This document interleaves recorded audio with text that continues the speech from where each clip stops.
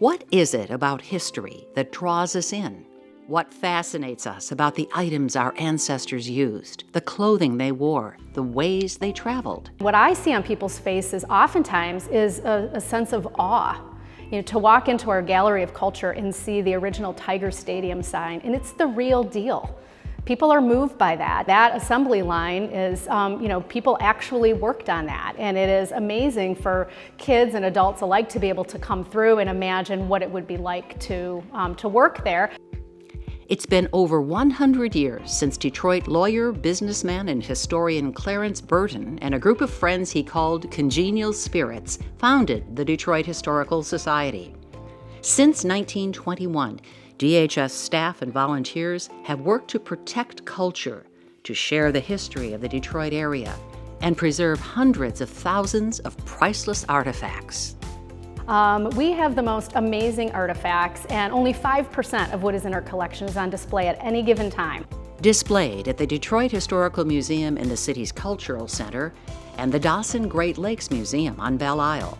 And so our work here is to tell the stories of all Detroiters, not just a certain subset, not just from a certain time period, but all Detroiters who came here to make a better life and created this amazing city. History matters to me because it's the shared collective of who we are. It's where we've come from and helps people understand why we're at where we're at and helps people to make decisions about where we're going.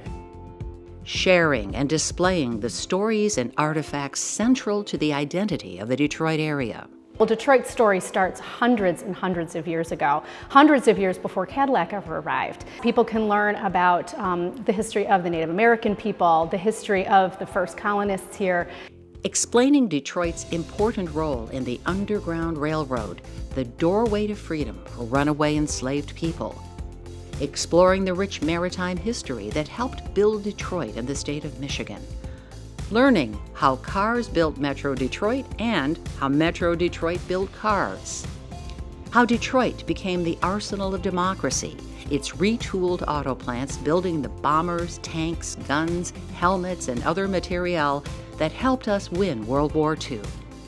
And through the Detroit 67 Looking Back to Move Forward exhibit, finding a new way to explore the uprising of July 1967.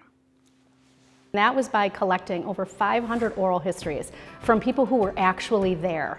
And it has completely changed the way that we do exhibits now. We always start with a story from the community.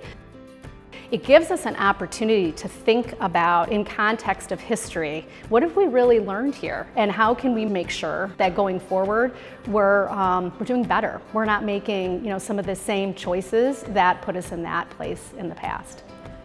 As it celebrates its first 100 years of being an important community resource, the Detroit Historical Society and its museums are planning for the next century. Museums used to be mostly about putting things on the wall, and they've evolved over time to the modern day where we are really also about placemaking and space making and creating a dialogue. I do see the next 100 years being much more collaborative.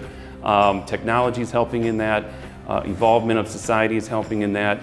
Key to the next century, joining with the Charles H. Wright Museum of African American History to put a millage proposal on the August 2024 ballot in Wayne and Oakland counties. Fundraising on our own, as generous as our donors are, is just not enough to keep a world-class museum going for the next 100 years.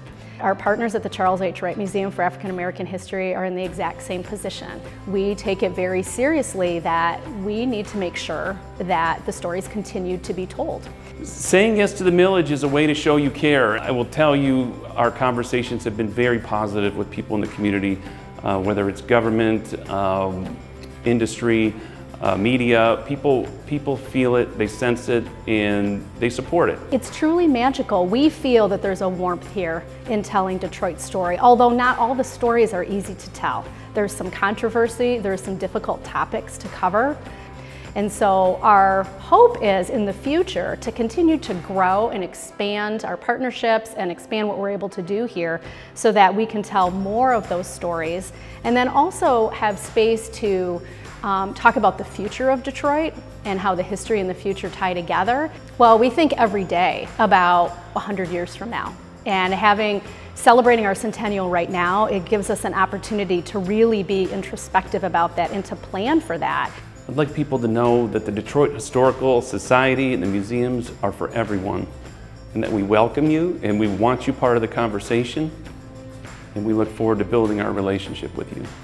History is our shared collective. There's no way to escape where we've come from, but hopefully through coming together, we can find a better future for all of us.